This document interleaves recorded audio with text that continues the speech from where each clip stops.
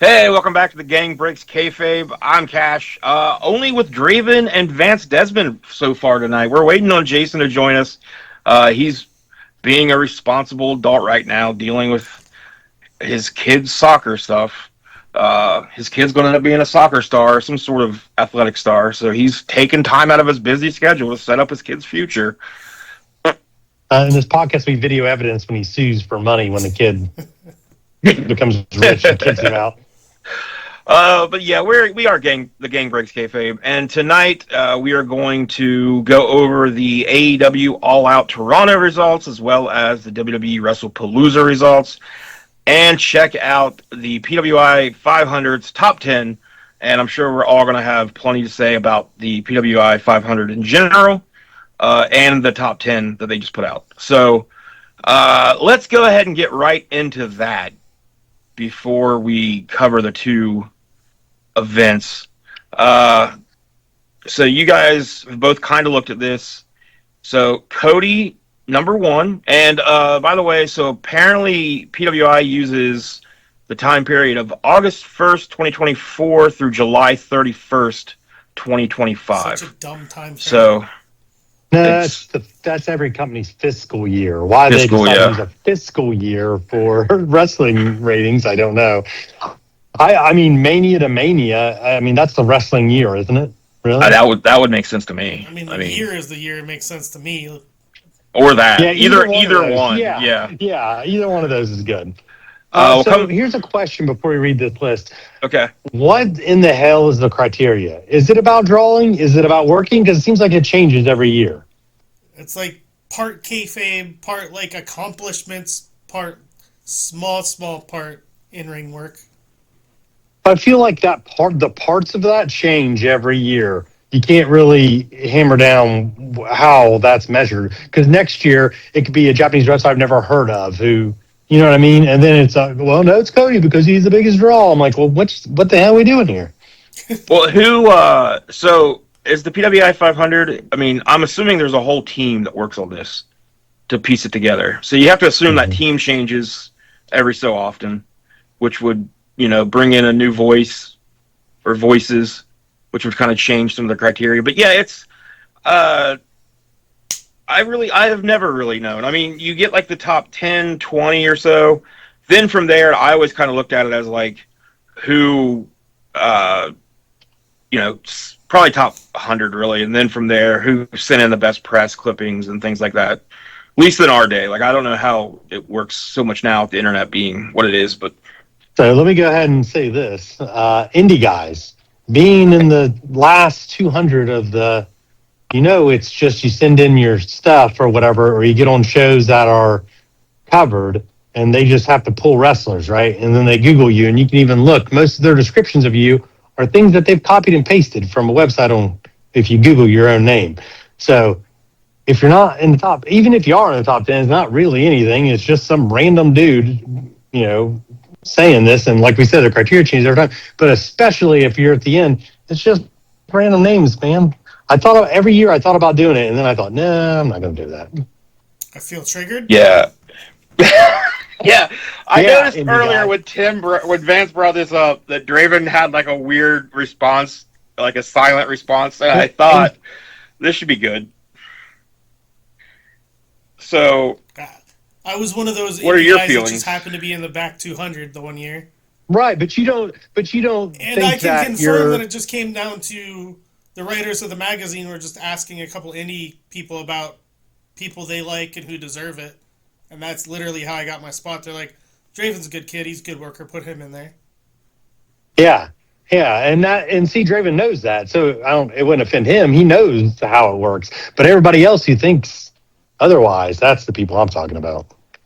Yeah, I mean, especially like uh, people that have been in wrestling for a while in the indies. Like, if any of us got it in like well, Vance is still wrestling, but like, if me or Draven got it like within the last few years of us wrestling, like, I wouldn't want to even talk about it because I'd feel like a giant mark. But like, first few years you get in there, like you get the top 500, I feel like that'd be a pretty cool accomplishment for a young guy. But for an older guy, it's like, It, dude, yeah, you've been doing this it's for 20 fucking years. Like, it's good publicity, I guess. Like people read it, and so your name will be there. But yeah, it'd be if you crack like the It's all on how you use it. If you're somebody that gets a good spot in it and like somehow make some good content around it or build a good story or a good like use it as a springboard to better bookings and stuff.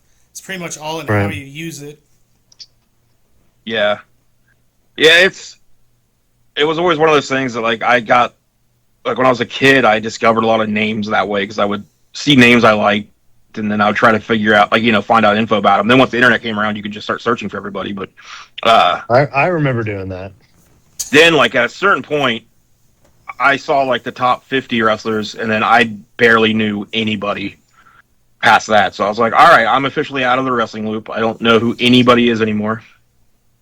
But on this top 10 list, we got Cody at number 1, and then Mox at number 2. So kind of looking at those two, is it that they carried a major company's title throughout the majority of that year? National companies champion for like 99% of the year, both of them. Like Because year then their coming in at judge number year. 3 is who would have taken, I think, because Gunther's coming in at number 3. And he And was he the held, world champion for that same amount of time. yeah. So it's kind of like, yeah, the top 10 seems to be, well, the top few seem to be that. Then it gets weird. Number 4, Adam Page, which I feel like in this time span, Hangman and Swerve would kind of be like, like they taking up most of each other's time during a lot of that time period, or I think their stuff had ended by that point. had it? Okay, so Swerve had already lost the title at that point. Then Yeah. okay. Oh yeah, because Moxley's held the title he had the title forever. Because That's if you right. go by July last year, that's when Danielson won the title off of him, and then just dropped it a couple months after that to Mox. Up next at number 5, we got our first non North American promotion with Hiroki Goto, and I was really hoping Jason was going to be here for this one because He was IWGP Heavyweight Champion at least a little bit during that time. I figured he must have been yeah. Then at number 6, the one that everybody is already pointing out as being just completely out of place, and I know Tim's going to agree, Jey Uso coming in at number 6. And I mean, that looks like it's clearly just who had the title at any point during. Kayfabe wise, I mean, he won the Intercontinental title, then he won the Royal Rumble, then he won the title at WrestleMania. Kayfabe wise, that's a pretty big deal. Yeah, so if you look at it from that, he was one of the top champions and like he was main event Jey Uso there for a while. So, but still, number 6 seems very nice, very kind.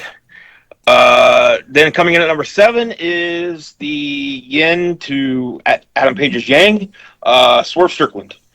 Number 7, I feel like he did a lot more during but I guess that's pretty for him not having the heavyweight title during that year. I guess number 7's pretty high up there for him as far as kayfabe main attractions on the show go. Right, yeah.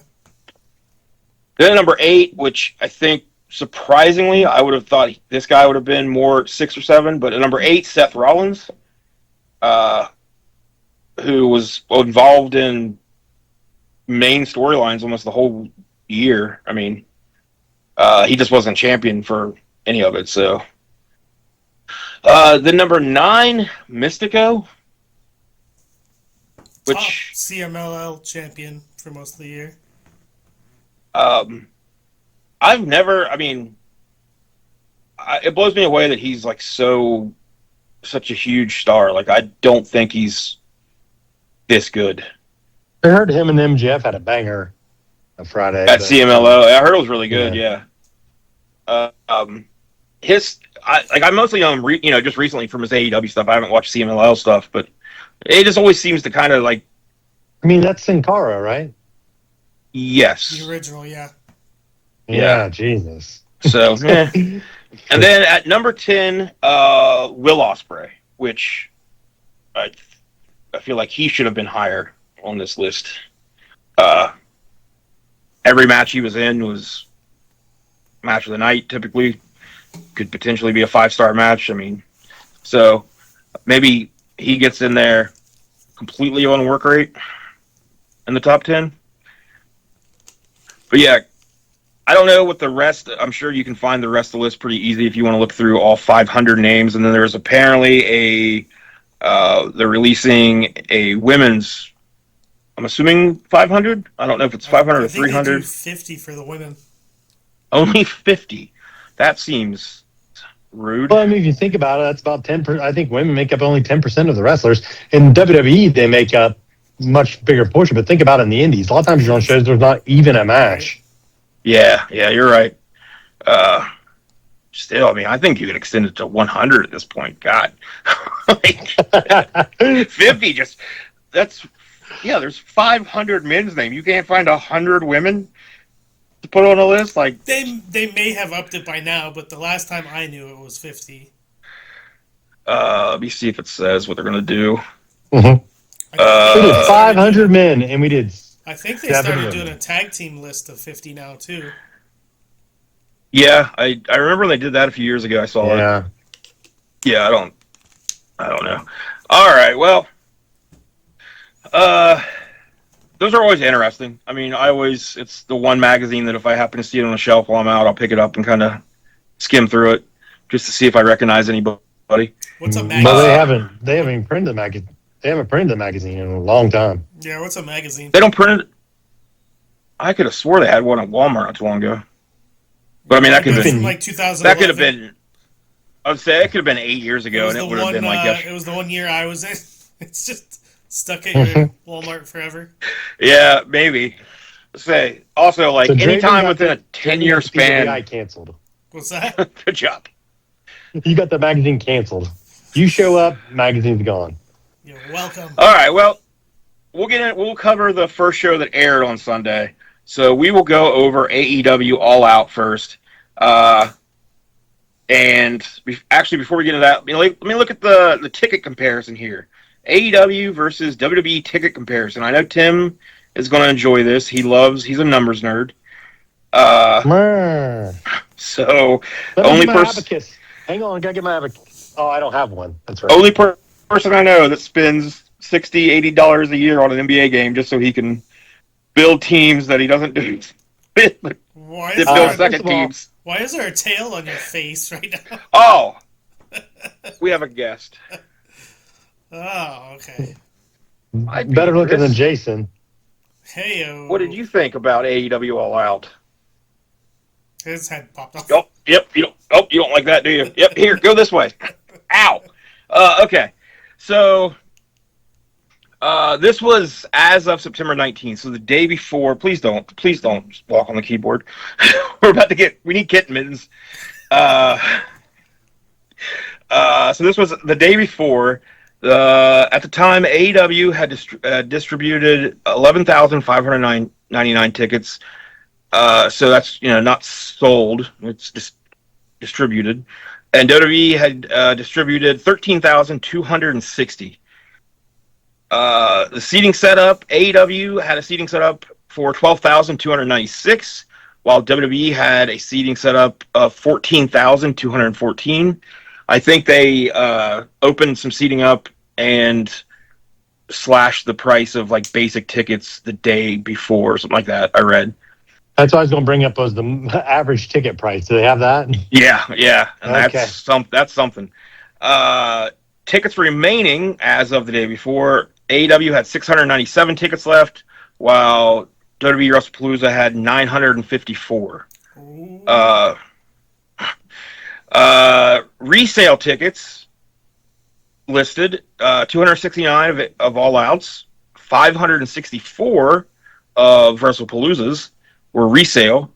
Then average ticket price, your standard ticket, AEW was 52 Canadian dollars. So, oh boy, I don't know what the exchange rate is. $6. Like $60. While WWE Wrestlepalooza's average ticket price for standard ticket was $99.25. As of the day before, AEW had 94.3% of the setup sold, while WWE had 93.3% of the setup sold. They're getting their ass kicked. Estimated gross. Oh, well, so that was a pricing difference. WWE's average standard ticket was roughly 91% more expensive. $100. Yeah. Oh, man. And there's Jason. And then there were 4. We went over the PWI top 10. Welcome Jason to the show. He had, like we said, he was procuring his son's athletic future. We definitely were discussing if he decides to do this in college. NIL there money. are the people to talk to. Yeah. Yeah. Emberly's getting it. EJ might as well, too. Hey, if you want to be a WWE wrestler, this is probably his best avenue, honestly. Yeah. Don't try what Uncle Tim, Uncle Cash, and Uncle Draven did, because that is... That's for dumb bastards. Yeah, Blake Soccer. I'm gonna send an email to Rikishi and see if he has any openings at his next show. I figure EJ's trained enough to get in the ring at 7. Psycho EJ, yeah.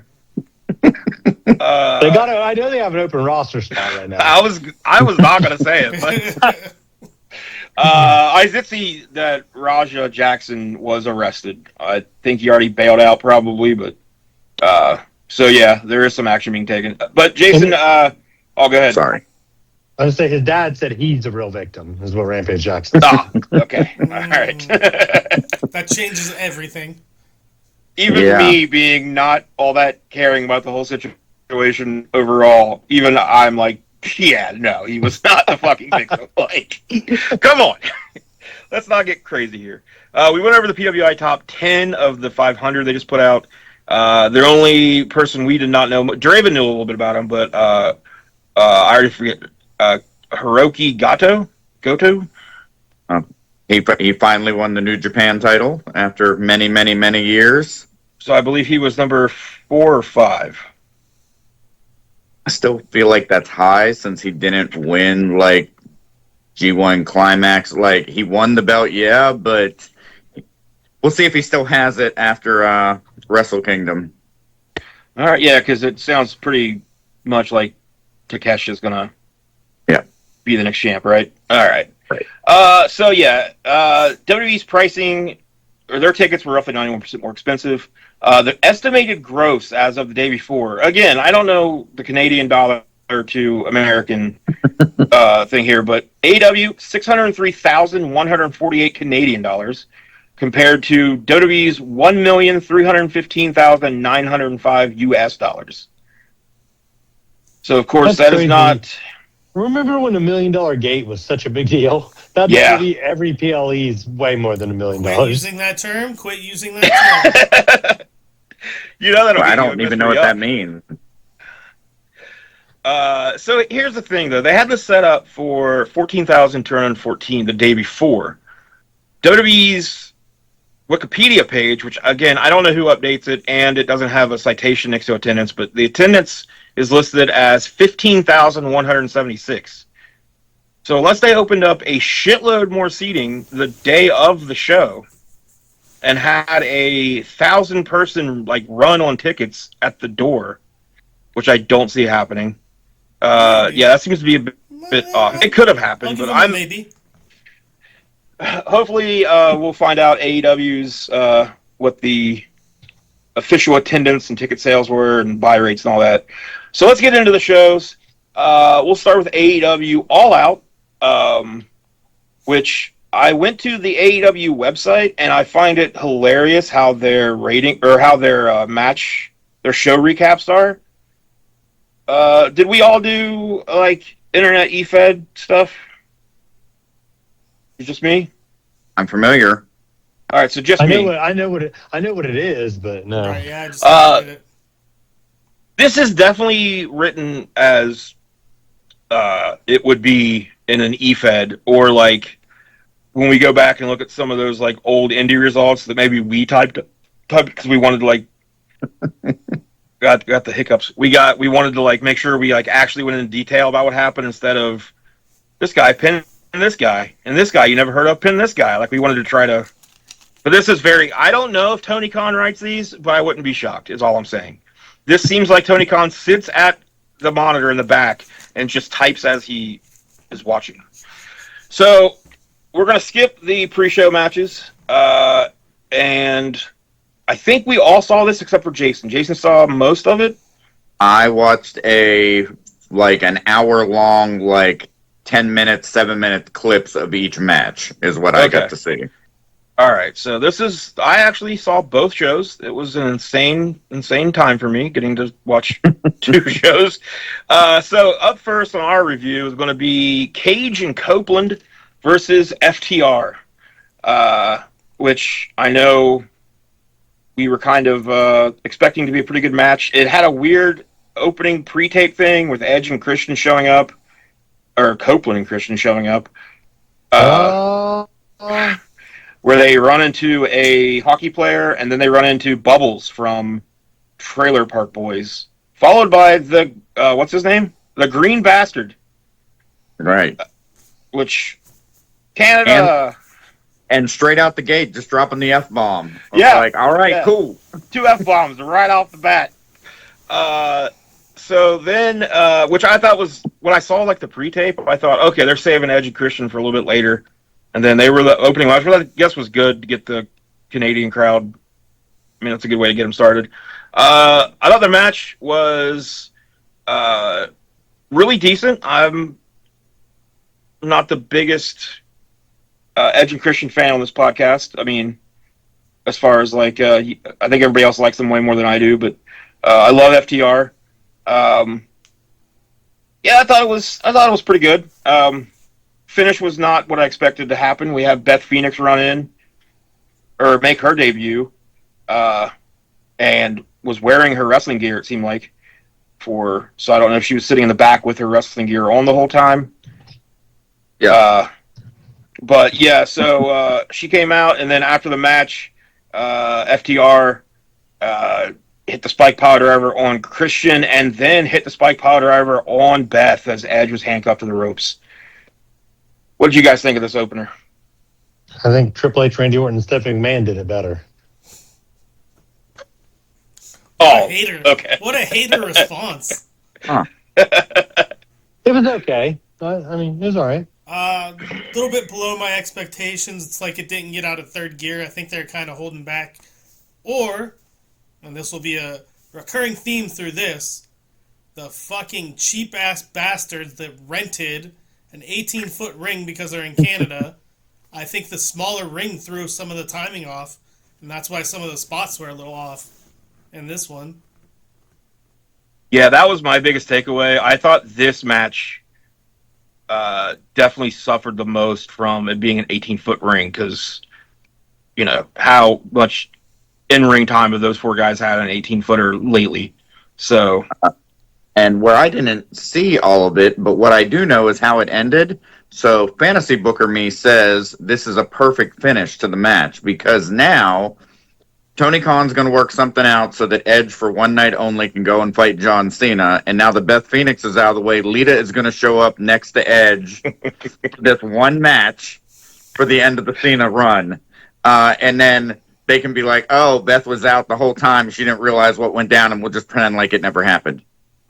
And then Matt Hardy interferes. My word. And you're sober December, you said, Jason. Yeah, December you sure you're not drunk? December to dismember. It's going to happen. All right, well, I hope not. I hope it doesn't.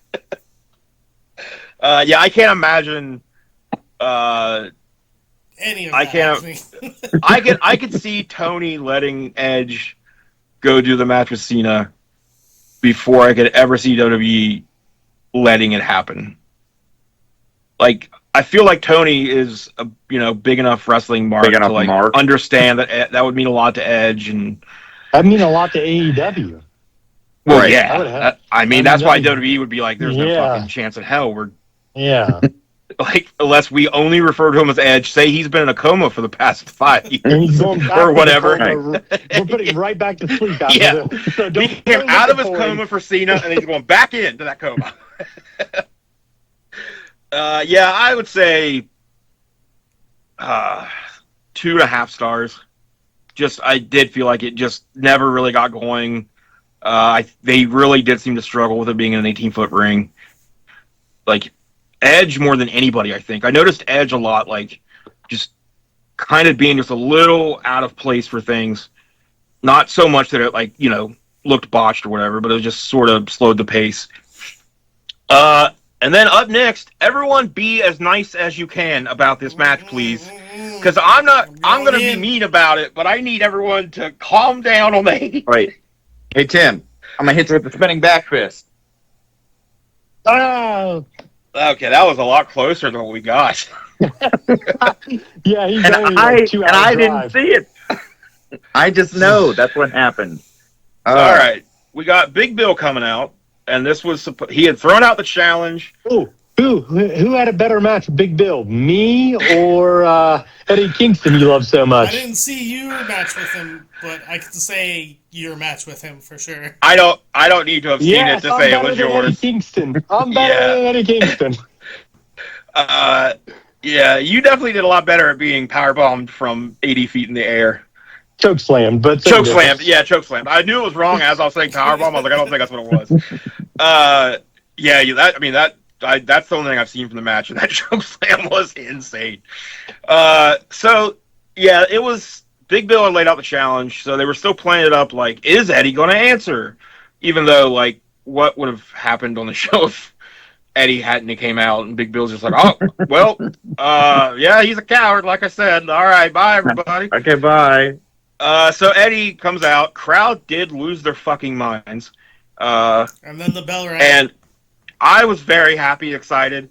I said on the preview for this that they needed to just have Eddie, like, murder Big Bill immediately, like, a Taz thing. Like, I just did not see any way this was going to be a good match for Eddie Kingston to come back in. You also think Eddie Kingston, so he's a good worker by our standards, but by any imagination, could just squash that dude? Like, no one would buy that. You can't. I mean, he's been built up as this tough dude that whatever, like, has all these different styles. Like, you could set it up to where, what's his name that came out? Brian Keith goes to jump Eddie, accidentally hits Big Bill. Eddie bumps Keith. Smoz. See, okay, yeah. Smoz. I'm not saying a squash. I'm saying an ECW doesn't quite understand how to accentuate people's positives. So why was Eddie Kingston in a match where he would be like on the ground selling, just taking big boots from a big giant dude? What he needed was a small heel that could bump around Sammy for him in like a 5-6 minute match. Sammy Guevara, because people know they had some animosity in the past. You give Eddie a little bit something hot that's already got a story built from a long time ago. Do the Big Bill thing, have Big Bill do that, and then when Kingston comes out to accept the challenge, he's like, nah, fuck that. It was with Brian Keith, and he works Brian Keith, squashes him, then they can still build to something else. That's what I knew that this was a terrible match to have Eddie Kingston return in, because they were going to have Big Bill work his style, and that just slows. The excitement is there for Eddie's return. We don't need anything other than Eddie's return, a couple moves, and we're out, and we're done. Everybody's happy. It's to not need to be a long, stretched-out match where everybody got offense in, it was back, and that's just not going to be good for a big return like that. I want Eddie to stop doing the damn Kojima chops. I'm over anybody doing them. I want Tim to do the violence party like that, but like the chops, they're just so bad. They're just so especially when if the match is a banger and then you kind of like do that, like whatever. The match is awesome, but when the match is slow and plotting, I don't need that to happen. So why is that? I mean, I know it's the Kojima chops. Why can't they just go real chops, like all the way? I mean, and get so that they look like real chops. If you give someone 20 real chops in the corner, yeah, I'm going to watch that because I'm like, oh, this sucks. Yeah, but when you're doing that, yeah, I'm just like, like if you're doing it to the throat, yeah, that's probably going to suck. Like just I'd be like, that was slightly irritating. I have a tickle in my throat now, but so Eddie went for a spinning back fist and just completely whiffed it, and then Tony Schiavone did not help by yelling out. He missed that completely. Only to seconds later be like, "Oh yeah, I think he did graze him a little bit. He got just enough of him." Like imagine how mad. I mean, it's Big Bill's fault, but imagine how mad you are for Big Bill. You did the job to something that completely missed on TV. Like he should, and like Bill. I mean, it's just as much Bill's fault because he knows it didn't hit him, right? Like that should connect. That's a pretty solid actual shot. So what was he thinking? Yeah, like, you gotta lean in and take that. And also, if he did miss, you go to sell. Just act like you rolled out, and then reset up the spot, dude. You could still fall down and roll and be like, "Oh, I was close. He almost got him." And yeah, they can play off of it, but like he's better than that. like, yeah. So it's not just Eddie. It's also Bill. Yeah, because I mean, like you got to lean into things. Like as much as I don't think your finisher should rely on a guy being able to perfectly place himself for you. Like it's really contingent on how's that guy going to sell for you. But yeah, if you know going in that the finish is a spinning back fist and you're the one taking it, you got to be the guy to make sure your face gets connected with. So this was a pretty big disappointment for an Eddie Kingston fantasy. I will say this though, so I am on Threads instead of the old X these days, and I see a ton of AEW people, fans and stuff. The sickos, as they would call themselves, they fucking love everything. They fucking love everything that happens in AEW. There is no criticism, no negativity. Like, it's crazy. Like, they celebrated this match. They ignored anything that happened. The only thing that mattered was Eddie Kingston's back. Like, and then Hook came out. You felt right at home. Not really, because I was like, guys. Like my people.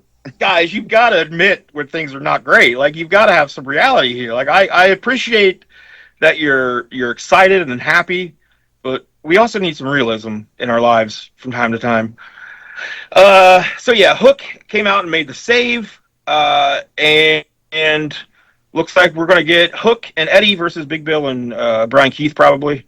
And then I think Eddie and Hook's a pretty good team though. A couple of New York dudes. I think they make a pretty good team. I mean, they've tried Hook with half the roster at this point. So here's the thing think about this with Hook. If Hook was in NXT when he started in AEW, imagine what kind of talent he could be now. But AEW so scarcely books him, and so I mean he wrestles like 10 times a year, if that. Like, so he's right where he was 5 years. He's still got a veteran protege they're sticking him with to try to help him. Like, he should be way past that stage at this point, right? So that point, counterpoint. Okay. What's his bank account been the last 5 years versus what it would have been in NXT? Well, I'm talking about not for his sake. Yeah, this is cake job, good job, Hook. Take it. I'm saying from AEW standpoint, if they would have made him work all the Ring of Honor tapings and done some things and kept him in stories, he could be so good right now. He just hasn't got to do anything. He doesn't even get meaningless matches. He just gets, nothing really. Yeah, the only real meaty feud they've put him in is with Jericho, which, it's only going to go so well anymore. Yeah, and that's the last thing I remember him doing. I know he probably did something else, but I don't remember. He was in a feud with Jungle Boy right before Jungle Boy and the Punk shit happened. Yeah, and then he was in the Ops. Oh, yeah. With Mojo now. But he kind of just... He threw up on himself, literally, when he was in the Ops. And had to go out for it, yeah. Yeah, he's been one of those dudes that AEW puts on your TV for a week or two, maybe one match, and then you see them 2 or 3 times in a backstage stuff, and then you don't see them forever with no mention of them, no nothing, and then until a return, and you're like, oh yeah, it's that guy, cool. Like, and then you're like, oh, that's right. It's not gonna matter. It's not really gonna probably go anywhere. But I'll tell you what is going to go somewhere, and that's our T-shirts. As soon as you start buying them, and they start flying off the shelves. So take a break, check out the Gang Breaks Kayfabe official merchandise, and we will be right back. This T-shirt is gross, but what do I do? It's all I got. That's the only shirt you've got? I might have a solution for you then. If you go to ProWrestlingTees.com and you search for Aaron Draven, which I think you guys can all see right there on the screen how to spell it, you can find official Gang Breaks Kayfabe T-shirts. That's right. Jason, can you believe it? I can't, but what I can believe is you can get your official shirt of either all of us, or you can choose which one of us you like the best and get just our shirt. Fine. Breaks Kayfabe full logo on a pink shirt, or pick. Do you prefer Vance, Jason, Cash, or Omega, and get a yellow shirt? Oh, I wish he wasn't doing that. That's so Let's get him a long sleeve shirt. So the only thing you guys didn't mention, But Draven, how do they find I'll bring those up the shirts price. again? They are $19.99 each, no matter what design you pick. ProWrestlingTees.com/wrestlers-T-shirts/Aaron Draven. Super easy to remember. Definitely not going to be on the screen here because you're going to be able to remember it without me even putting a graphic up.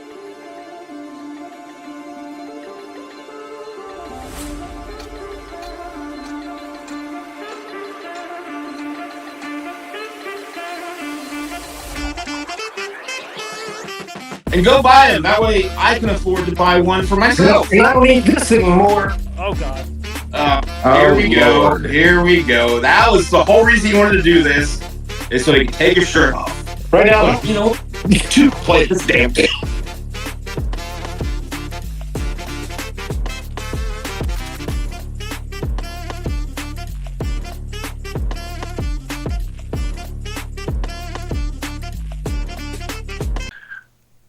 All right, well, now everybody's got a T-shirt. You can start sending us in the pictures of those awesome T-shirts you got as soon as you get them in the mail.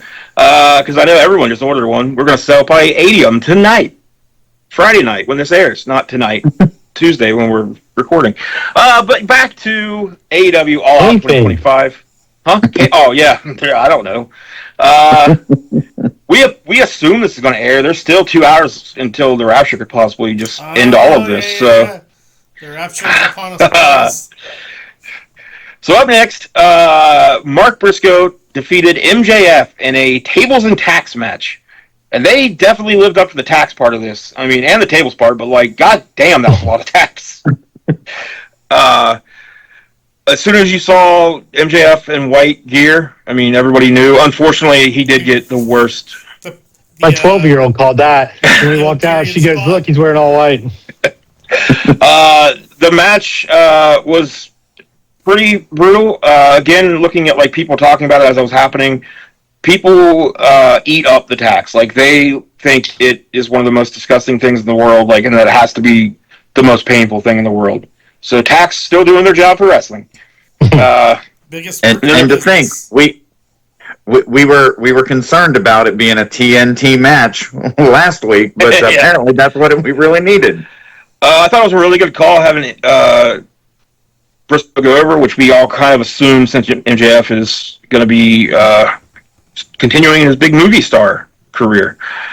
So I thought the match was awesome. I would go 4.25 on this. somewhere around I'll there, get 4. Yeah. Jason? Ditto. Well, I didn't watch it. You didn't see it, yeah. But the clips were definitely we have to put these in black and white because there's so much blood. Yeah, it was good. I like that. I think it was Bryce Rumsberg was the ref, and they showed a picture of the bottom of his boots after the match, and it was just pure thumbtacks. Like, they definitely, tacks are sold very well. It was, the beginning of it was such an indie thing, though, like with the, stop, not yet. Like, they did that perfectly, where it's the crowd's just waiting for the first bump. Then we get the Demand. Ricochet and the Gates of Agony. They defeated the Hurt Syndicate, Lashley, Shelton, and MVP.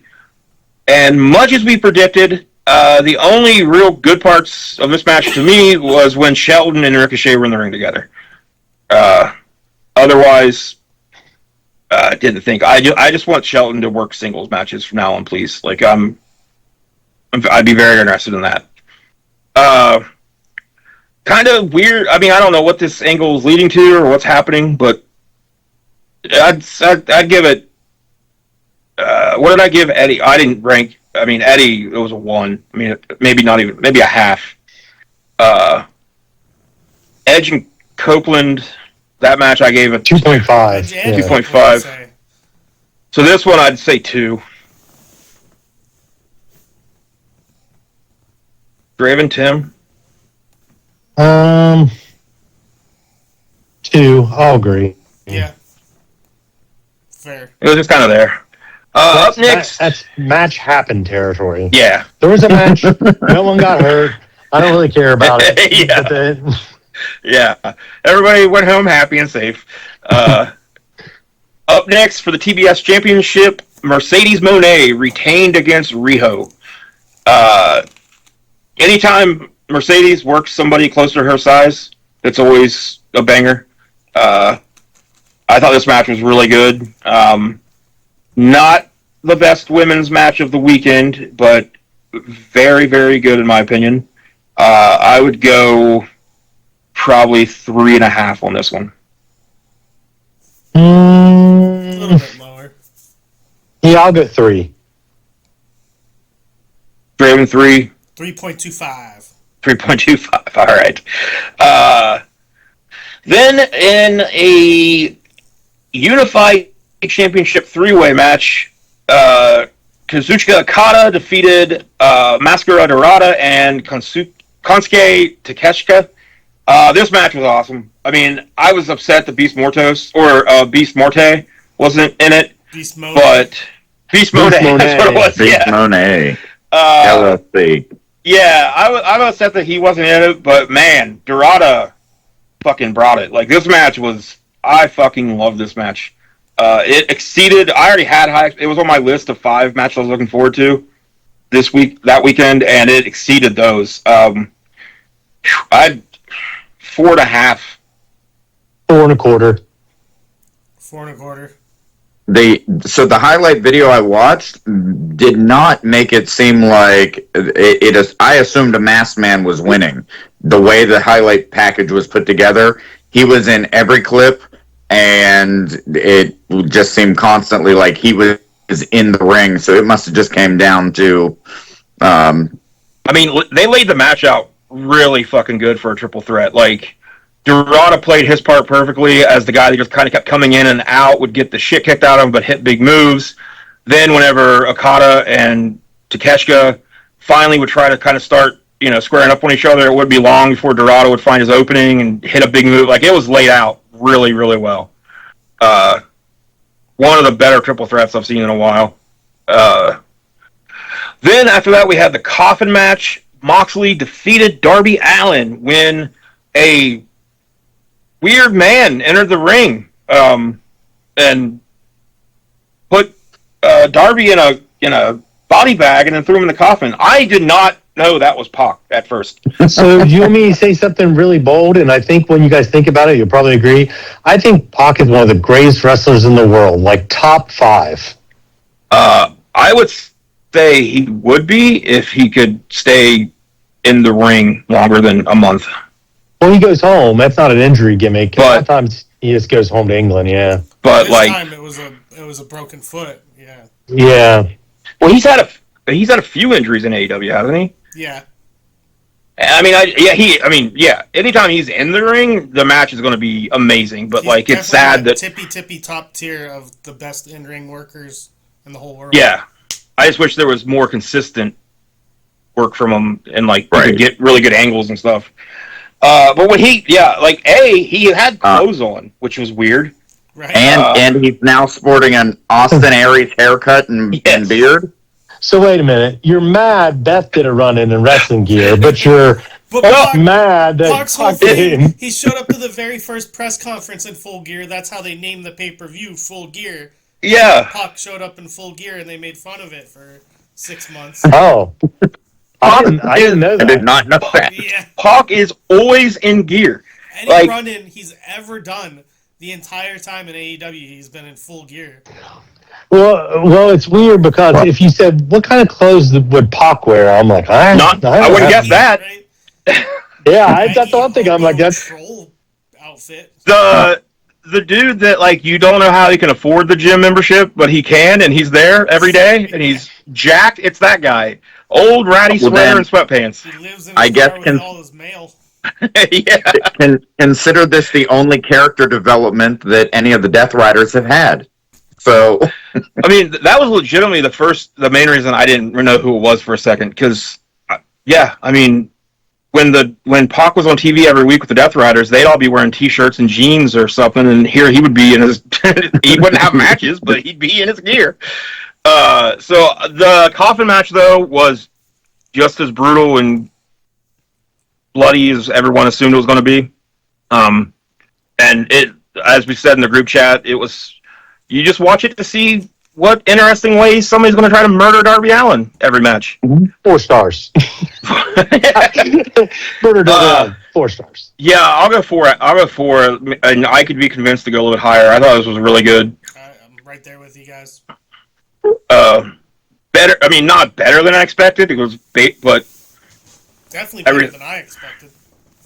yeah, I mean, it was pretty much what I thought it was going to be. But the work, there wasn't any like dumb shit like that was happening in the big garbage match at the last pay-per-view where guys stood around for no reason.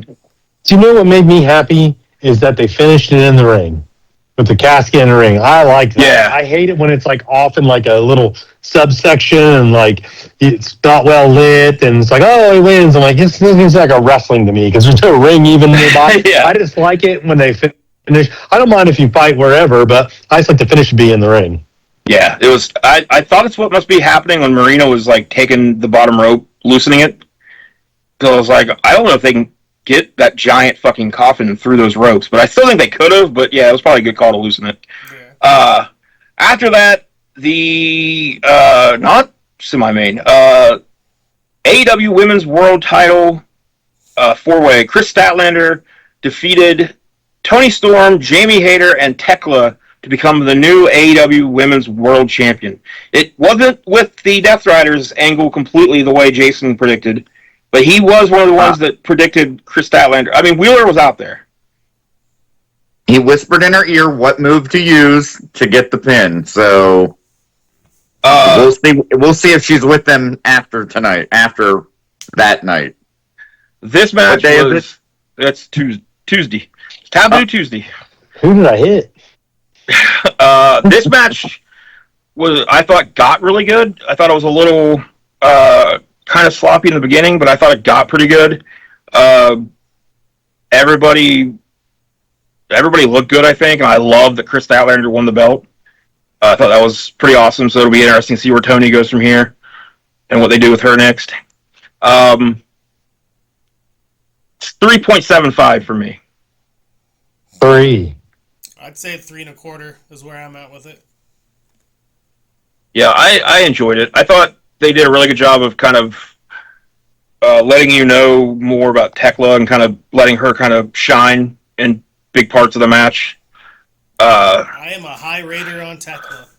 Yeah, I'm a fan. I do love the spot where she goes, I hate spiders, and then stomps her crotch. I mean, Yeah, that was good. oof.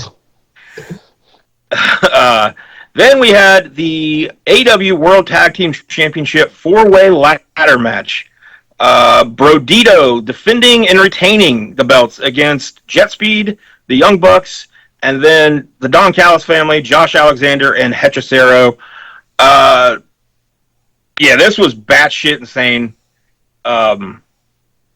It blew the WWE tag match they just did, the ladder match at one of the recent, where the Wyatts, like the team that were actually in the match, didn't even do anything. Like this blew that out of the water. There was some sick shit happening in this. Mike Bailey doing that backflip double knee into the ladder. Was the dumbest thing ever because he could have grabbed the Did you see- belt. Well, that too. There was. Yeah, that's not he why. it was so he could have actually touched it and didn't even look at him and just did the back. I was like, that's a pet peeve about ladder matches. There's in all ladder matches, there's always spots where there's a guy that could clearly. The Ultimate X match that I worked in XMCW. I literally shimmied to the middle where the belt's hanging, ignored the belt for 35 seconds while I got on top of the X, and then didn't go for it whatsoever to do a moonsault off of it. And you're why they weren't on pay-per-view. Mike Bailey, they're on pay-per-view. Look, I Vance. full responsibility. Hogan's got a pose, brother. Winning the belt is one thing. Getting to do a really cool spot from high up, that's a totally different thing. That's a moment. That'll live on forever. Right. But yeah, his legs kind of got caught. It makes sense, though, because I didn't want to be their champion and have to come back. That was going to be my last day. That's a deep thought. And that moment did get me booked in East Coast. Krause was there. That's the thing that got me booked, nothing else. Oh. Well, congrats. That worked out well. Yeah, it worked well. You didn't have to go back if you wanted to. He splattered on the asphalt from that, by the way. Just so he didn't. He actually did a moonsault off the X, hit the ropes, and hit the fucking ground. Yeah. Did you hit anybody? Yeah, vaguely. I overshot the moonsault, but like Mr. X and JD's hands were there and slowed me down. Oh, okay. Well, as long as their fingertips got it. Yeah, it was disgusting. And then, so Draven did that on the same show that I gave Zach Vincent a pile driver, and Zach kicked out. And I got crap for letting Zach kick out of a pile driver. Like, you see what this other guy just did? Well, yeah, but the pile driver, you got to protect that kid. Me, Jugs, and Krause got in a car right after that show, and I went to Ohio, worked another show for RCW that same day. Jesus. Yeah, thinking about it, though, the pile driver should be protected more than a moonsault. Like the vault of an X onto the street? 30 moonsaults on the asphalt. Well, if you would have hit it, that's one thing. But, like, the pile driver has a long history of, like, ending matches and putting people on the shelf. So, yeah, so this match, when it got towards the finish and they were all going through tables and all that, and then you see Brody walking out with, who did he have? Mike Bailey, and puts him through with like the pile or the pile driver or whatever, and then Bailey is just dead the rest of the match. Like, there was a lot of good bumps, a lot of crazy bumps. The match was fucking great, I thought. And then afterwards, we got the Young Bucks doing some shit, which brought back Jack Perry. And then as soon as the Bucks had the upper hand, Killswitch came back to become Luchasaurus once again. For the first time in forever. So we talked about this in the group chat. So they had Killswitch come back to fill in for Nick Wayne, which if they, okay, you do that, that's one thing. But am I wrong, or did they not play the exact same video package before that match as well? They did they showed somebody shooting whatever into him, but they didn't show that it was Jack Perry yet. So they gave like this little tiny nugget of why he's back, but it really didn't make sense because the deal was Jack Perry dragged his fucking casket out of the thing. Like, right. If he's already in the locker room working matches. So like Jack Perry. Sense. Yeah, like Jack Perry brought him back for that match, but then needed to do some more lab work on him, so brought him. Like, did he like chloroform him in the back and put him back in the ground and like pick him back up later? Like, it was an awesome moment though. Like, I feel like I thought it was kind of crazy that they just decided like, hey, we're not doing the scapegoat thing with you anymore. Like, we got to get away from that whole thing and get you back to being a Jungle Boy. A Jungle Man, No. Jungle Boy. You will always be a Jungle Boy. That's one of our longest running bits ever. I'm pretty pumped to see Jungle Express against Brodito and the Speed guys. I can't remember their names. Jet Speed. I want to be on a team called Speed Guys. We can do it. That's what they should call. It's not going to make any sense. Speed guys. But I am looking forward to them having some matches again. The match again, it was awesome. I'd go. I want to give it 5 stars. Whoa! Alarm! It goes. Whoa! I'll go 4.5. 4.5. That's what I was gonna say. 4.25. Okay. Yeah, that cost a half star legit. That they didn't think enough to not climb up and be underneath the belt to do the spot. All you gotta do is have the ladder over to the side where you go, I guess I'll do a move. Better with it if he like at least acknowledged it and then did like the look back fuck it thing. Yes. Okay. A little bit, a little bit, but then I would have been like, "That's not Mike Bailey's character." Like, if it's somebody like you, Draven, whose like gimmick is you're a daredevil and you have a chance to win a championship or hit something sweet. Gimmick is that he's fucked up on drugs and goes faster than the speed of light. Like, what do you? Right, but then why would he not get the belt? Like, would that have to then? Because he could have grabbed the belts and then backflipped with the belts in his hand. That's a cool move. He's a nice, clean baby face boy. Yeah. Have you ever heard that dude do an interview real quick? I'm not a fan. No, it's just weird. Yeah, and I don't think it's because he's French Canadian. I don't think it's that. Here's the word: unsettling. He has too many teeth for his mouth. There's a lot of things, but unsettling is all I'll say. Yeah. His body's maybe in his floor. I don't know. People should check just because. Where does he get all his speed from? It's Probably like Body Harvest. From the Mask, like those big oversized teeth Jim Carrey had. Yeah. All right. Enough of us shitting on Mike Bailey's looks. And voice and aura and just everything about him. I like his work. Before we get to the main, apparently Darby Allin tried to set Jon Moxley on fire. The pay-per-view dropped out for me during this whole thing. So somebody was in the chat being like that, and I was like, wait, what the fuck is happening? Yeah, so I did get all this clip. Yay, finally I can talk. Yeah. They were in the back, and Moxley's like sitting on the ground next to the coffin, tells the Death Rider to go, they get in their sweet truck and drive off. And then he turns around, the coffin opens up, and Darby has the metal pipe or whatever, hits him with it, then puts the lighter fluid on him, then puts him in the body bag, and then sets the body bag on fire. And then as soon as it happens, they show up with the fire extinguisher and put him out.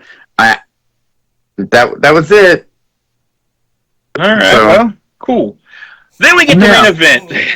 Hangman Adam Page, the AEW Men's World Champion, defended and retained against Kyle Fletcher. So I'd like to interject a point here again about my cheap renting a ring here. Yeah. So this one I actually like the result of it. I hate the fucking main event mood lighting they did for that one Osprey Hangman match, and they were going to do it for this match until they realized they didn't reconfigure their lighting rig for 18, and it was 2 feet away from the like it was the last time, and they had to fucking give up on it.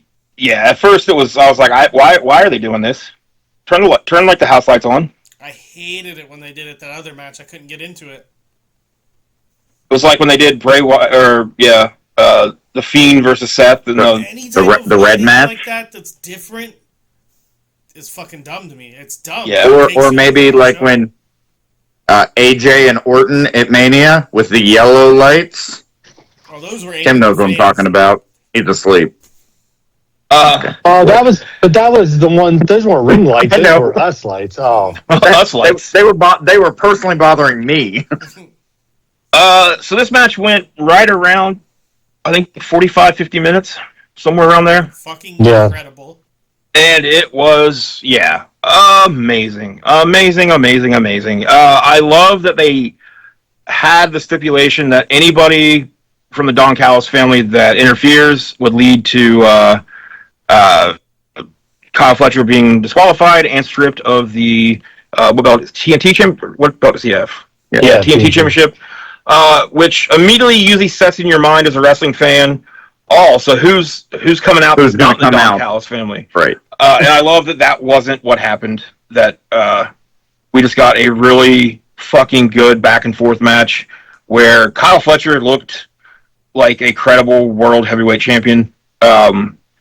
Hangman, great as always. The last 10, 15 minutes of this match were just exhaustingly good. Like, it was so fucking good.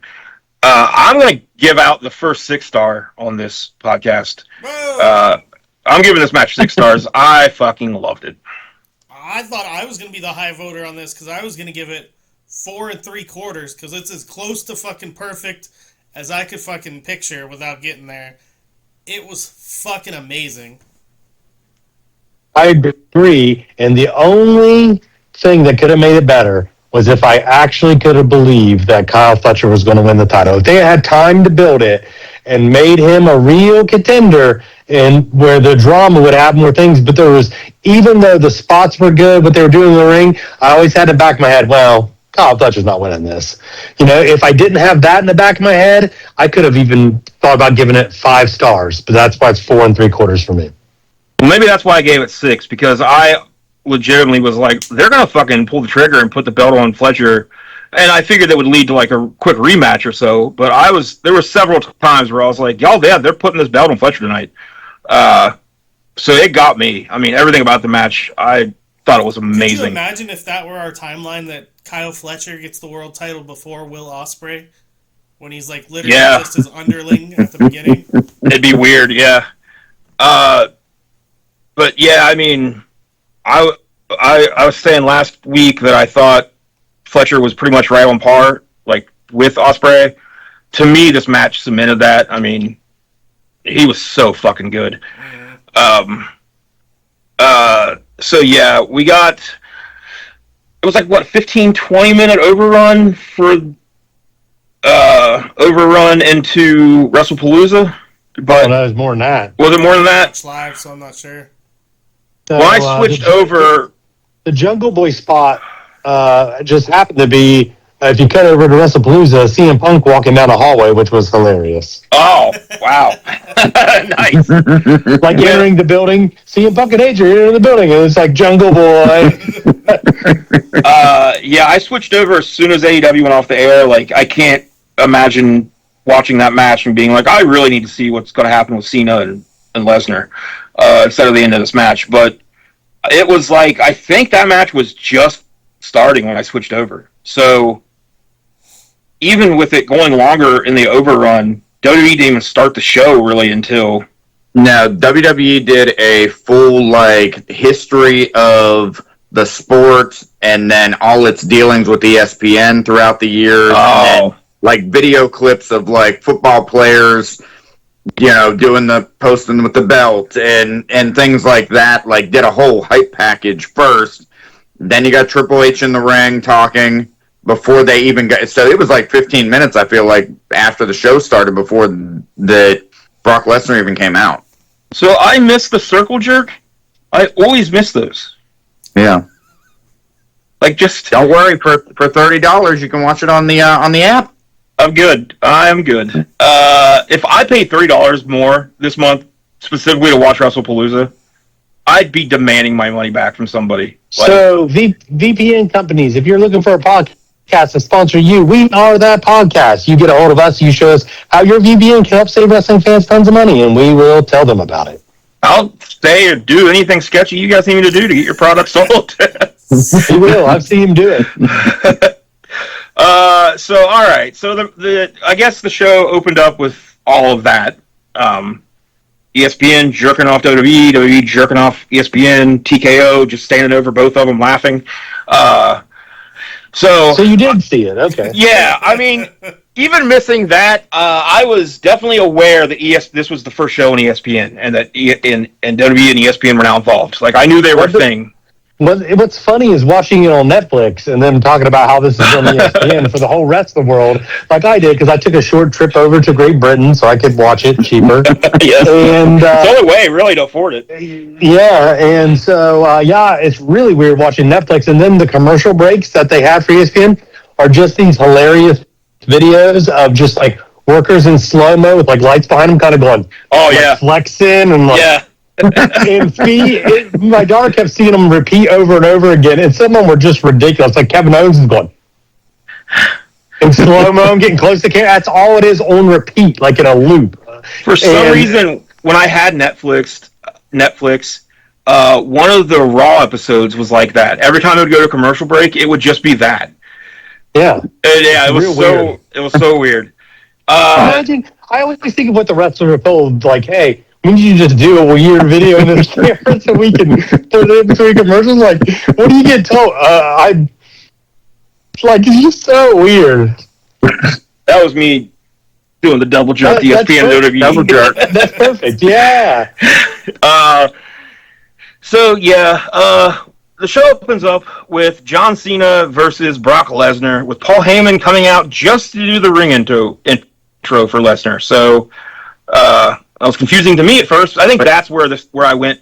When I flipped over, that's what was happening. Heyman was introducing Lesnar. So I was like, oh, so Heyman's back with Lesnar? But not only did he come out, like, he came from, like, the announce table. Like, he didn't come down the ramp. He was just hanging out. He just was suddenly there at the ring. I'll give them credit for this being brilliant booking, because people were more worried about singing along with Paul Heyman's shtick than like chanting anything negative about Lesnar or the company or anything. Mm-hmm. Yeah, I'm pretty sure that was a big reason they did that. It didn't stop the signs. I'm still waiting for somebody to post a picture of, there's a shot after the match where Lesnar's looking right at that person, and they're just standing up, flipping him off, holding the sign up. And it looks like I couldn't quite tell, it looks like a younger girl, like punk gothic looking girl. But yeah, like whoever it was like just, I was like, well, Lesnar's going to murder you after this, but I think I'm proud of what you did. Cena came out with food for Lesnar, which I thought was dangerously irresponsible on John Cena's part, putting those kids at risk. But the match was just John Cena and Brock Lesnar, and they really didn't do a whole lot until Lesnar decided, here's 6 F5s in a row. And that was it. That was the match. So I don't know what this does for anyone. Like, I'm glad Brock Lesnar, the young up-and-comer, got the rub off John Cena, but don't know what this really does for Cena's retirement tour other than continue just to make it not good. They're claiming that the original booking was Cena to win, and Cena is the one that politic to lose. And if he did, I would have told him fucking no, because that doesn't help anyone. Like, that just diminishes Cena when he's got 3 matches left that matter. Now they matter just a little bit less because he just got beat so decisively. He's not giving anyone the rub by jobbing the Brock Lesnar. Like, yeah, because now you're thinking, all right, are we going to have one of those matches be the return match, which Cena wins, which would then you would think set up a rubber match? Like, I read a rumor today, I don't know how true it is, but they're possibly considering Dominic Mysterio as Cena's last opponent. I saw that too. But I could believe it. I could see Cena pushing for that too, like of everybody in the company, other than Braun Breaker. I think Braun Breaker would be maybe. But just think, if they had him beat Lesnar, he's still real strong. Now he still requests the AJ match. Doesn't that have so much more juice going into it? Like, him coming off the loss to Lesnar, sure, it'll be a good work rate match, but like there won't be that little something extra that people care about. Yeah, I don't understand why they had that match the way they did. Like, rating for that, you can't make it happen. I'll say 2 suplexes, two F5s is my rating for that. I say 1 golden shower. Let's make a song out of this. Okay. Up next, 5 F5. Oh, 1. Okay. Up next is Team Braun defeating the Usos with LA Knight as the special guest ref. Which was that announced the day of, or was that, because I did not know that until I was watching? I don't know. So that was being given yourself a concussion by giving a chair shot. It's pretty gnarly. No, it was set up on Raw. Oh, okay. I don't know. It was set up the day before. It must have been on SmackDown, because the show was Saturday, because it was something to do with an interview backstage that led to them saying, we got to get someone who doesn't like any of these people in there. That makes sense. Yeah. You definitely don't want an impartial referee. You want one that hates everybody. So I originally thought, while I was watching this, and I texted you guys, I thought LA Knight fucked up towards the end, but then going back and watching, I figured out that it was kind of Jey Uso and Braun Breaker's fault, or maybe Bronson Reed's, depending on who you want to blame for being out of position here. But before we go into the concussion chair shot, Jey hits a spear on Braun Breaker and then goes up top, hits a splash. 1-2 kick out by Breaker, and the whole time, and then afterwards, Jey is pissed at LA Knight, and he's pointing because LA Knight's here, and Jey is pointing this way, and he keeps going this side, and I was like, what the fuck is he doing? And then as LA Knight gets up, and they kind of look at each other confused, Bronson Reed gets up on the ring apron, and LA Knight, like, Jey kind of like looks towards Bronson, like signaling to LA Knight. So LA Knight goes over and rears back his fist like he's going to punch Bronson Reed. But then he stops because he realizes that Bronson Reed hasn't done anything to him yet. So then he's the ref, and that makes no sense. Jey bumps Bronson Reed off the apron. Bronson Reed standing there on the outside, and then LA Knight just goes to the floor and starts screaming at Bronson Reed, "You can't be doing that! You can't be doing that!" Which he wasn't doing anything. He was just standing there. He got kicked in the face, and he fell to the thing. So what happened when I was watching back? Braun Breaker's shoulders should have been laying. His head and shoulders should have been laying towards Bronson Reed on the outside. Because as Jey was going for the pin, Reed was supposed to pull LA Knight out of the ring. Oh. Which would then have LA Knight telling him, "You can't be doing that." Jey comes in for the dive. And they go into that whole thing. But since Breaker's head and shoulders were facing away, LA Knight had to be over there to see the shoulders. So Bronson Reed couldn't break up the pin, so Breaker just had to kick out. And yet Jey was pissed. Like, Jey's clear as day yelling, "This side! This fucking side!" Like, he was so mad. Even though if he would have been on that side, it would have been dumb. He'd have been counting Braun Breaker's, like, calves, which I don't think count. But then Jey Uso gives himself a concussion by hitting Braun Breaker so hard with the chair that the chair ricocheted back, and, I mean, in a fraction of a second. Yeah, it's quick. I didn't even know what happened. I think Draven said something about it in the group chat. One of you guys did, and I was like, what? I didn't know it happened either until I saw it later on. The match was, I mean... He does that, too. He goes down immediately, and he just tries to get them to scrap everything else and take the pin there. But everybody else in the match refused to fucking go home and still got all the shit in. He was furious, you could tell. Yeah. So he probably didn't even realize what way Braun Breaker was laying. The finish was still that was before that. Hitting him anyway, so what's the point? Like, you could have cut all that shit out if he's really hurt that bad. Yeah. But he saw... do you think... I mean, I don't want to call someone a baby bitch, but do you think he was maybe being a little bit of a baby bitch? Like, your head's split open, I get it, but you're not dead. Like, just do this. Thing, yeah. Yeah, right. Exactly. Like, all of us have had worse than that and finished the match, and he's Jey Uso on here you go, Draven, pay-per-view, and he's still, you know what I mean? I just felt like he already is a wrestler's wrestler, and this made me think you're even less of a wrestler's wrestler. I mean, my greatest tag team partner ever in the Bastard Sons of Rock and Roll, no offense, Tim or Draven, I've teamed with both of you. But, you know, he got a punctured lung. A punctured lung in a match and was still able to go for another 5 to 8 minutes. And finish, yeah. Some serious shit going on. Like, and I looked into his eyes as he got in the ring, and he had no idea where he was or what was happening. This reminds me of the biggest bitch out injury ever is when I think it was Sin Cara was working Del Rio on Raw and does his suicide dive, and he broke his finger, and he refused to fucking keep working just because of a broken finger. Yeah. Fucking crazy. Are we the crazy old men now? Like, because, like, I've broke my nose multiple times, and I've always finished. I broke my arm, and I got back in to take a double hip toss into chairs after I broke my arm. And then didn't you do, like, a big splash or something? No, that's how I broke it. Oh, that's how you broke it? Okay, yeah. I broke my right ankle twice in matches, my left ankle once. I had this hand almost completely sliced off and finished the match. The only match I didn't finish was the ACL tear, but literally any other fucking bone break, tear, rip, cut. My shoulder was out of the socket in a TLC match 2 minutes into the fucking match, and we went 15 minutes, and then once the match was over, I went to the back and the doctor fucking popped it back in. Have you guys ever got a Charlie horse in the middle of a match? Yes. Oh, Is it not the Fucking worst thing? sucks. That's what I don't want to ever have to do again. Like, I worked Shane Storm in a tournament, one night tournament, my third match in, right? And what it was, I had my knee pads on for just way too long. Like, Yeah. I was wearing my gear for too long.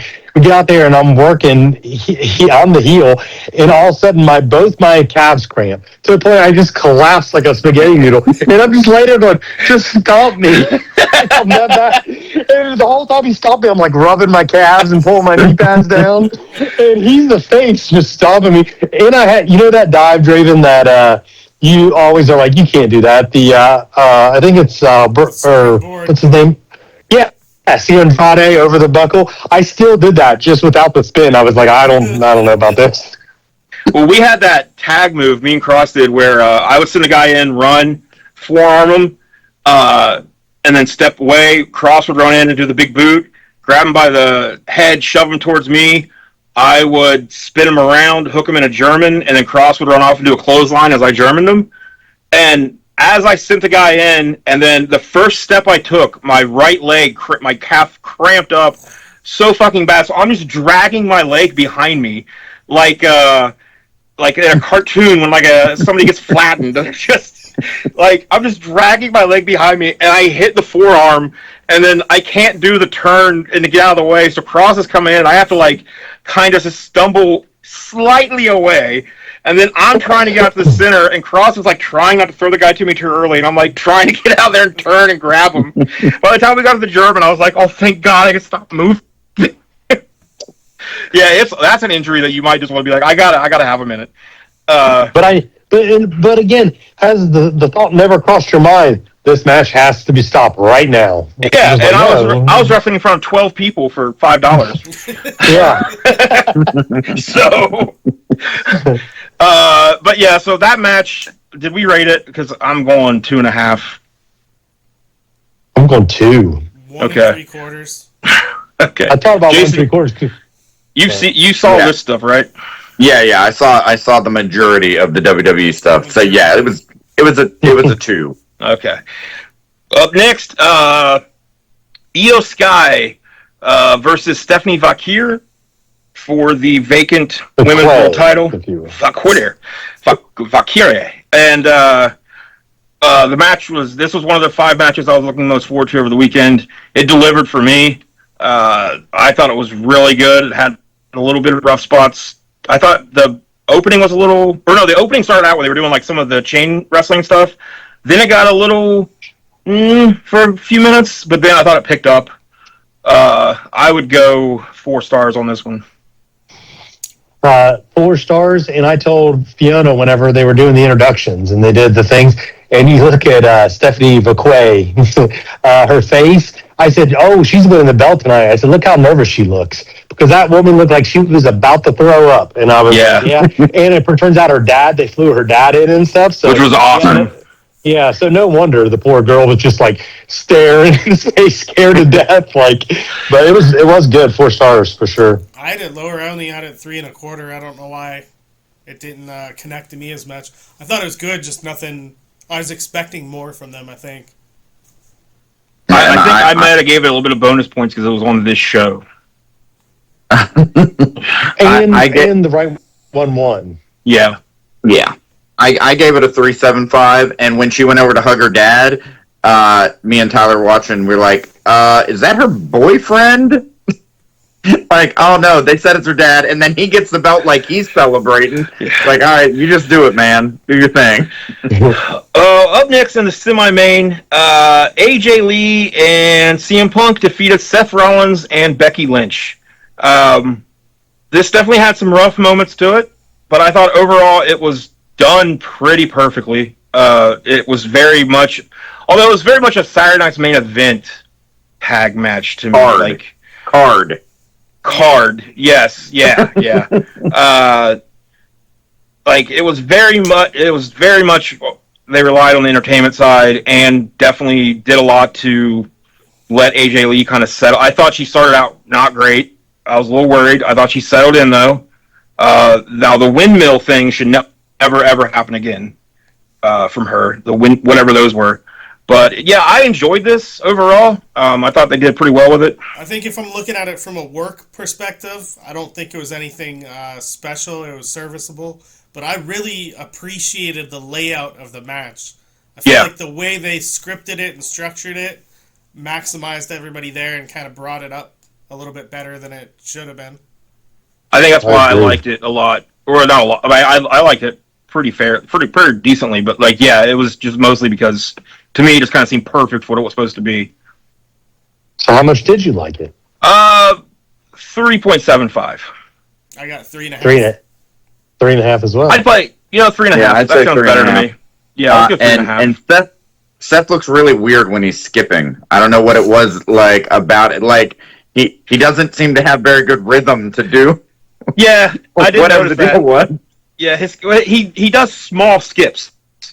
Right. He doesn't do do striding. He just does like flamboyant man pulling off those outfits. He should be able to skip better than that. Now, on a skipping level, I'm going to rate this 1.5 because Seth did bring it down pretty big. There you go.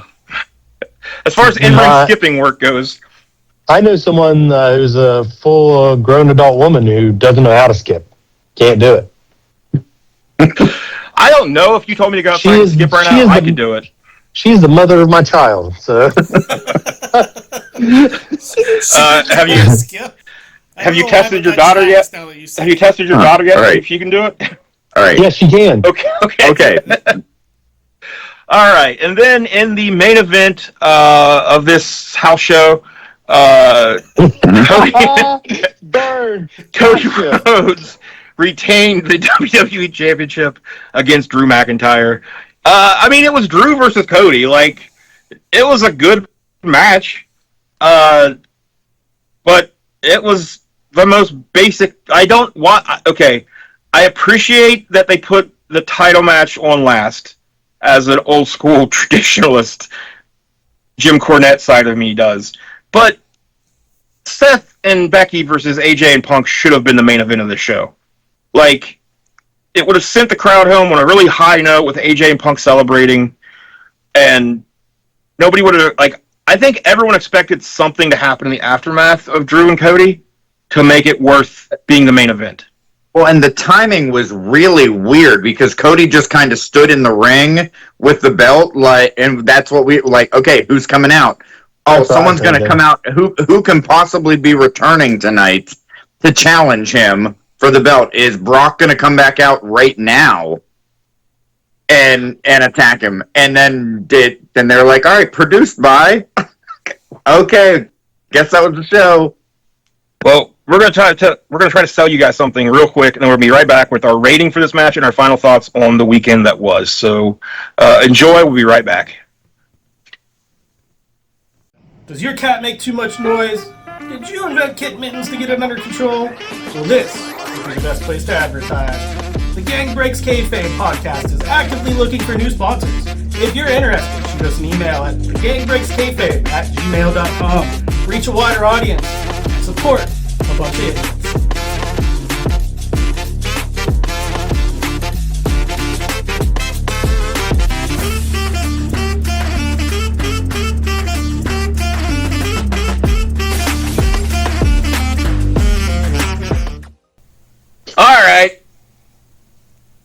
All right, Draven's dog paddling over there. You know what that means. It's time to give our rating for Cody and Drew. I think that's what that means. So I don't know to rate this one on pure in-ring. Oh, Cash, I accidentally called you. Ignore that. I would have anyways. Yeah, true. But yeah, it was a very solid match, but overall it was just the most basic Raw or SmackDown main event ever. Three matches or 3 stars. It was, or what did we say was it happened and nobody got hurt and everybody was 2. Yeah, 2. So let's go with 2. That. Okay, because that's how I feel about that one. Because even if the match was solid, again, the story wasn't really built up. There was no real payoff. Nothing happened afterwards. For this to be hyped as the first event ever on this new app, on this new, with this new partner, and then it just it's just an okay match. Didn't make it an okay match. Like, that counts against it. Rumor was saying that they're both pushing for Drew to win with accidental interference from Orton, and then he'd eventually turn, and it'd be him and Cody for a title feud, but I don't know why it got changed. I mean, I feel like if they were going to... Because then they had Seth... I can hear myself through somebody's... Echo. But yeah, they had Cody and Seth do the whole title, at the post-show thing. Like, which is clearly they gotta suddenly insert these two guys because they've got Crown Jewel or whatever coming up. Right. But just have Seth get involved then in some way, like during them, do something to the people watching the show as it happens.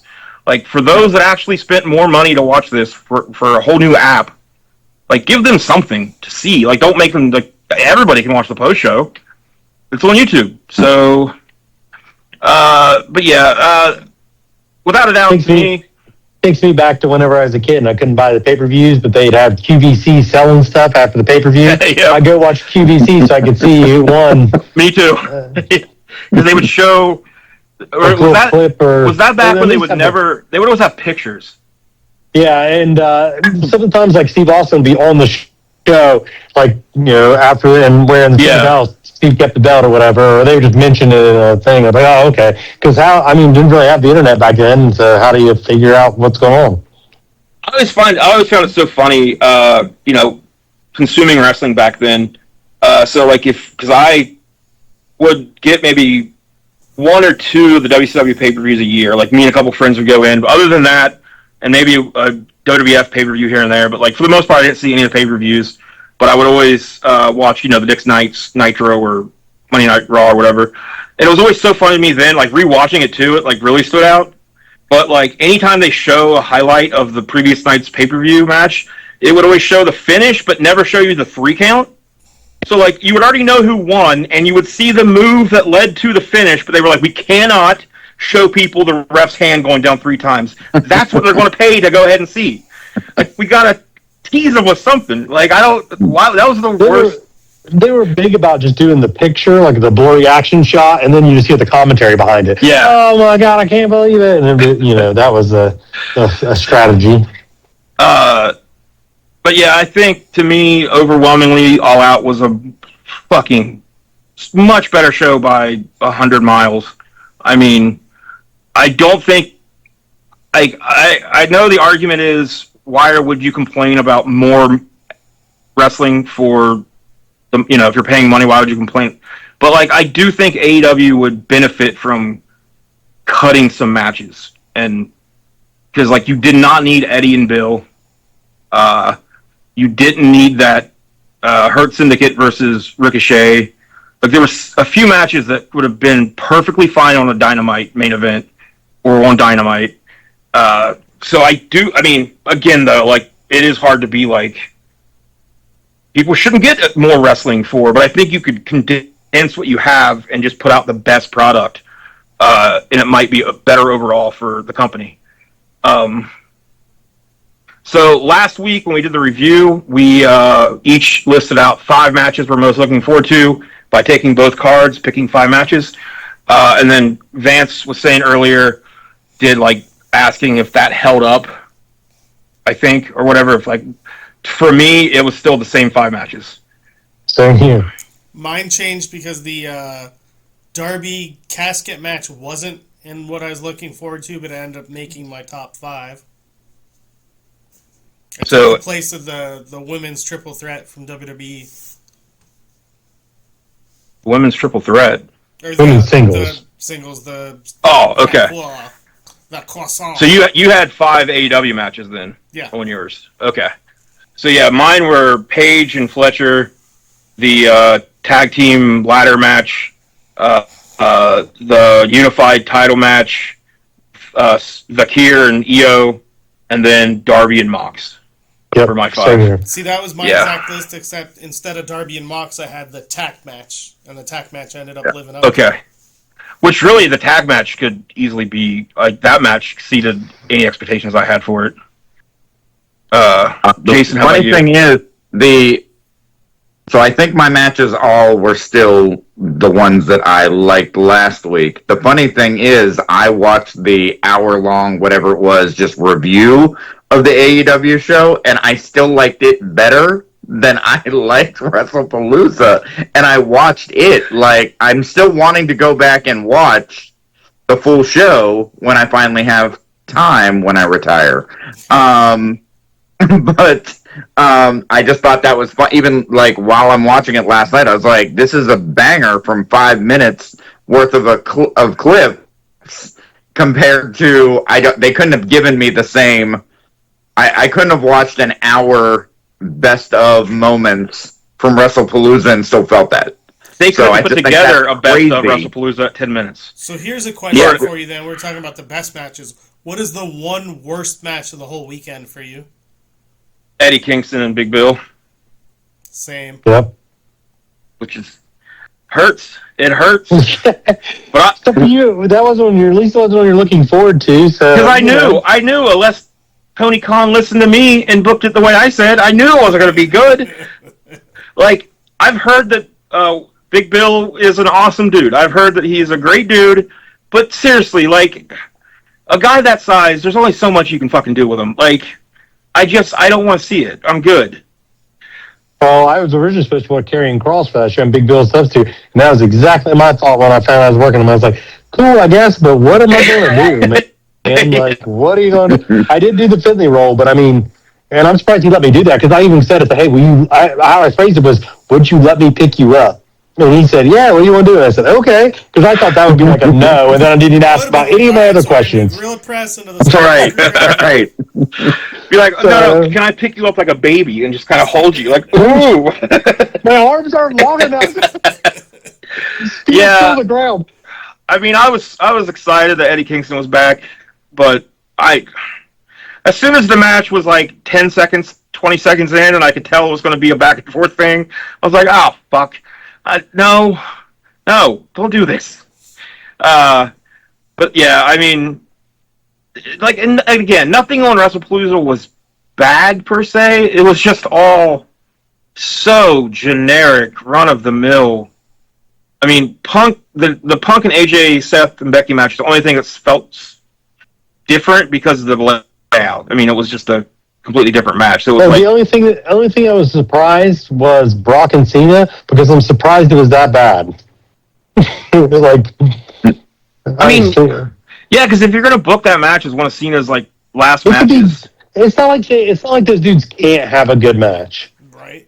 They could have. they literally were just like, let's just do the greatest hits from our other 26 matches.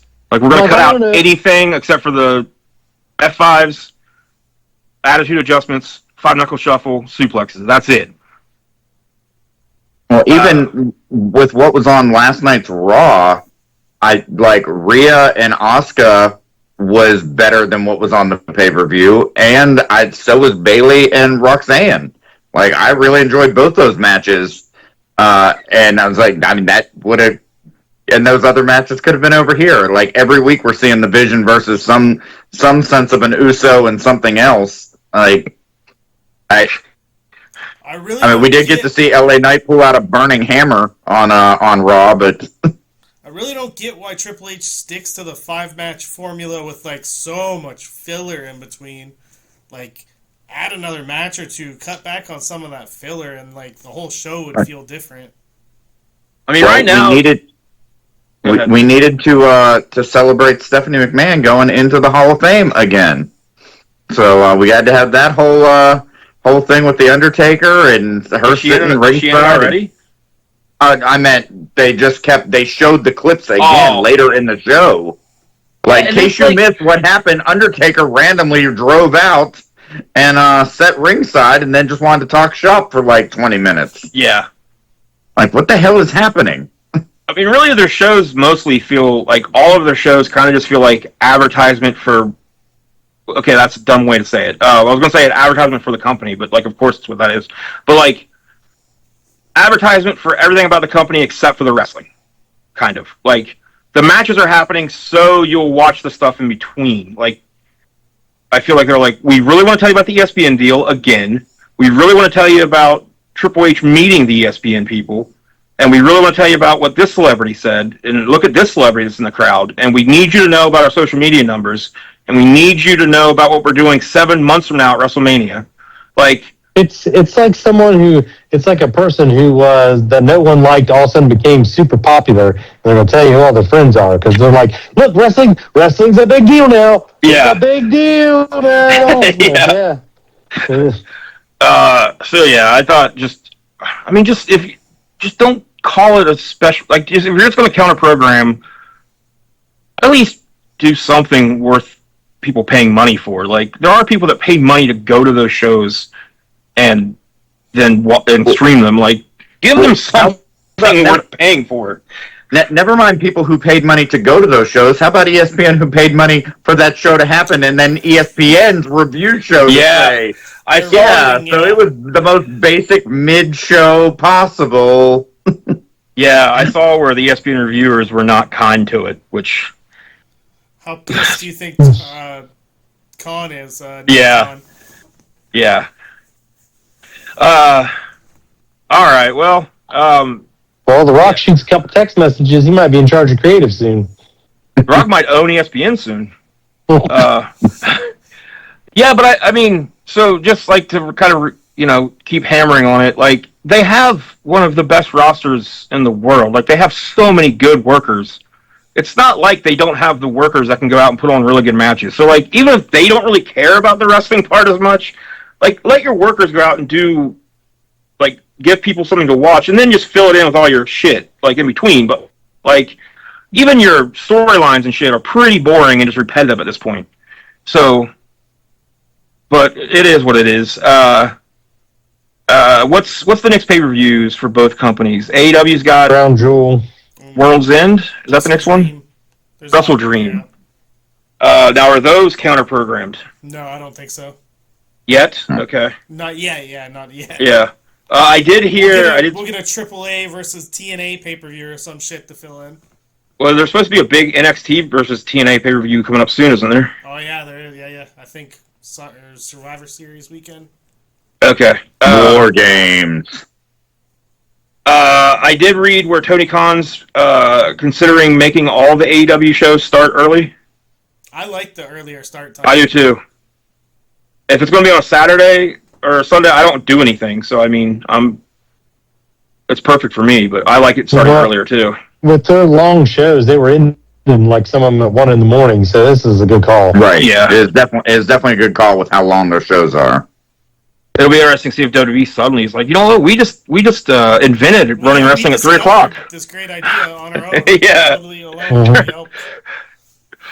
All right. Well, I think we've broke all the kayfabe we can break tonight. So